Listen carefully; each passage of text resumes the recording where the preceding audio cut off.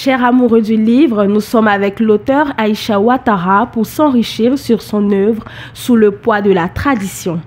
En tant qu'écrivaine engagée, elle utilise sa plume pour défendre les droits des femmes et sensibiliser sur les injustices qu'elles subissent dans la société. Bonjour Madame Ouattara, bienvenue à Abidjan.net. Merci, bonjour à toi. Qu'est-ce qui vous a inspiré à écrire Sous le poids de la tradition?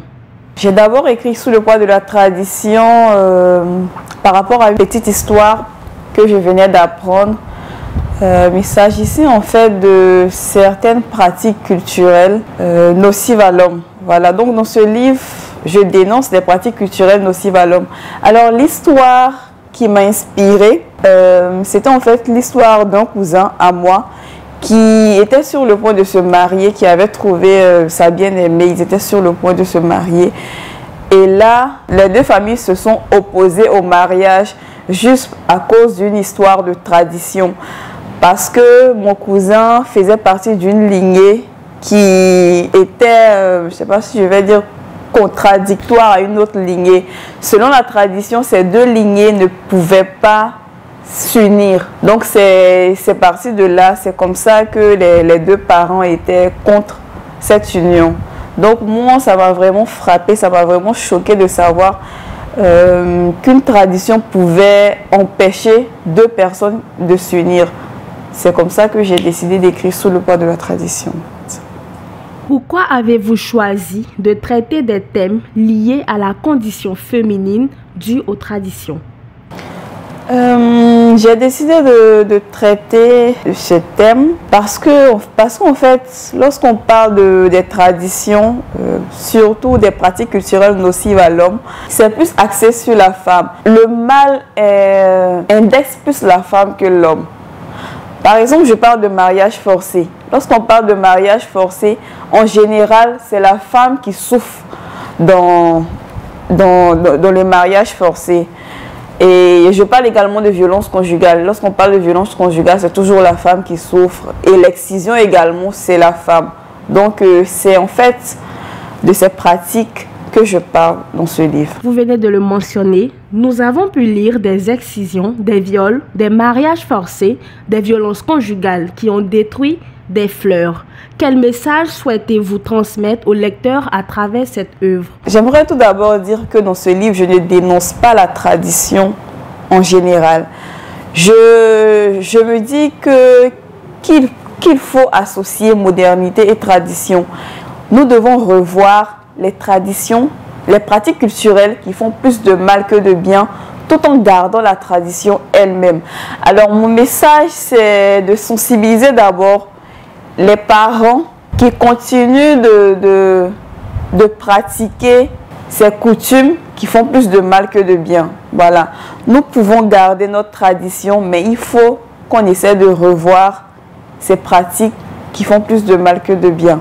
Vous, en tant qu'autrice, comment pensez-vous qu'on puisse trouver un équilibre entre respect des traditions et défense des droits des femmes? Je pense que c'est possible, oui. On peut avoir un équilibre, mais il faut que toute l'Afrique soit vraiment impliquée dans cette lutte. Parce qu'on a l'impression que lorsqu'on parle des violences conjugales, c'est seulement les femmes qui se battent pour que leurs droits soient vraiment respectés. Je pense que lorsque les hommes s'impliqueront davantage, les violences conjugales prendront fin. Donc il faut qu'on soit tous réunis, il faut qu'on soit vraiment impliqués dans cette lutte pour que ces violences conjugales prennent fin. Quels sont vos projets d'écriture à venir? Alors, j'ai 2 livres en édition pour le moment. Un livre qui traite des conditions, pas seulement des femmes, mais des conditions des étudiants dans les universités, parce que j'ai été étudiante.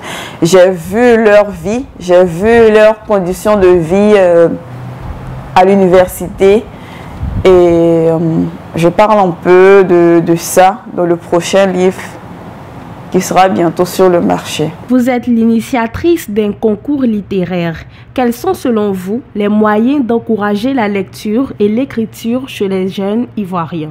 Alors, j'entends dire que les jeunes n'aiment pas lire, mais je pense que on peut changer cela.